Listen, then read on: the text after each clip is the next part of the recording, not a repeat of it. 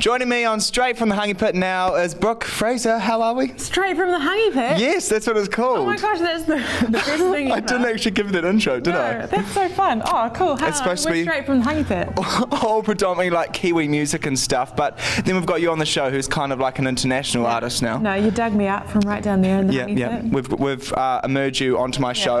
But we need to talk about this because I'm holding up this jacket. Yes. Tell me a bit about this. Why is this so special? This jacket is the jacket that I'm wearing in the Kings and Queens video. It has the album name on the sleeves, really romantic. Yeah. And this little, it's actually quite hard. It is, and this logo, which says BFBR, if you look. And you guys probably can't tell, but this thing is heavy. It is very heavy. Where'd you get it made again? I got it made in Los Angeles. Got a very clever guy there. He made it from scratch with all the panels and did all the studding and everything. So it's a little bit dangerous. You wouldn't want to. I don't take it through security actually. No, I wouldn't do that. It would go off every time. And sorry guys, this is not available as part of merchandise with Brutal Romantic. That'd be just too much of a chore, wouldn't it? Yeah.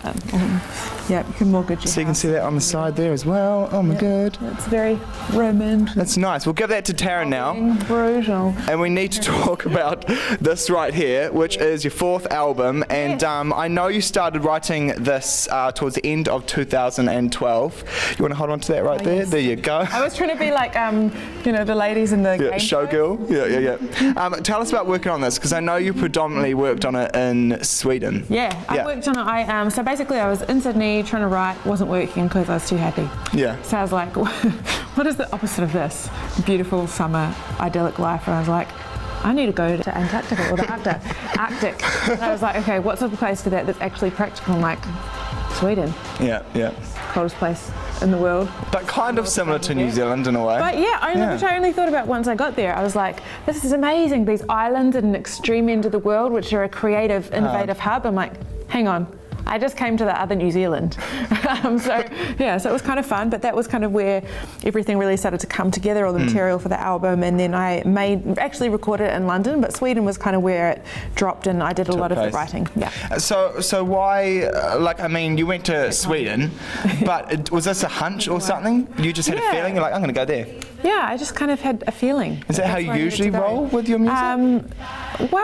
Perhaps, I'm pretty kind of instinctive, I guess, with how I did it. So I had an instinct that this project would be really different and that it should be really different. And so I wanted to get out of my usual kind of default mindset. So that meant a few things like, okay, I was like, all right, if I'm not going to go to my defaults, that means I'm not going to pick up the acoustic guitar to write, and I'm not going to make it in Los Angeles, which my second and third albums were made there. So just kind of by process of elimination, eliminated the things that had been constants, or not all of them obviously, but just a couple of things, and put myself in a kind of completely different headspace, I guess. But they're still Brooke Fraser songs, so they're still coming from my, very much from the depths of my heart and my soul. But definitely like natural progression, because like when I listen to certain songs on here, like Psychosocial, it almost sounds like, not in a bad way, you've had like a flu or a cold or something going on, because there's like a grittiness. Would that be the way you describe? Isn't it?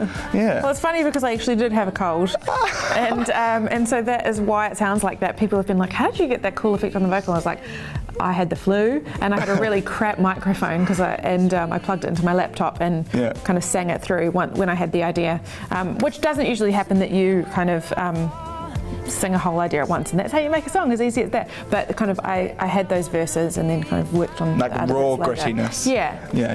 And when you left New Zealand, like in 2012, and you're based in Sydney, all over the show, a lot has gone down in the New Zealand music industry. Like you've got Lorde, you've got Brood, Solmeo.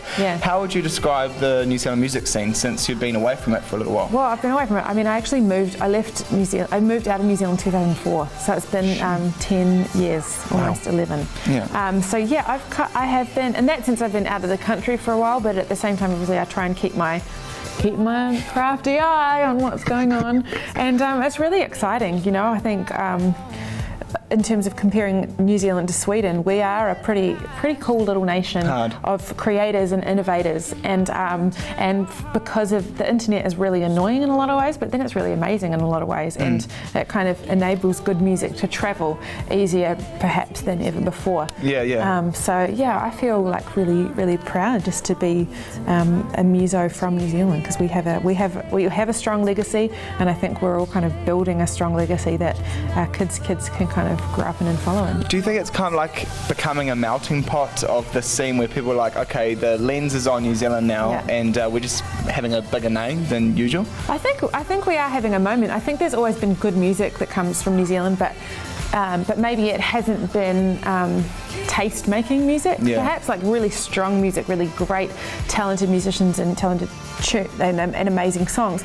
But I think possibly in terms of the sound, it hasn't necessarily been something that's leading the pack, whereas I think that that's actually shifting. Changing.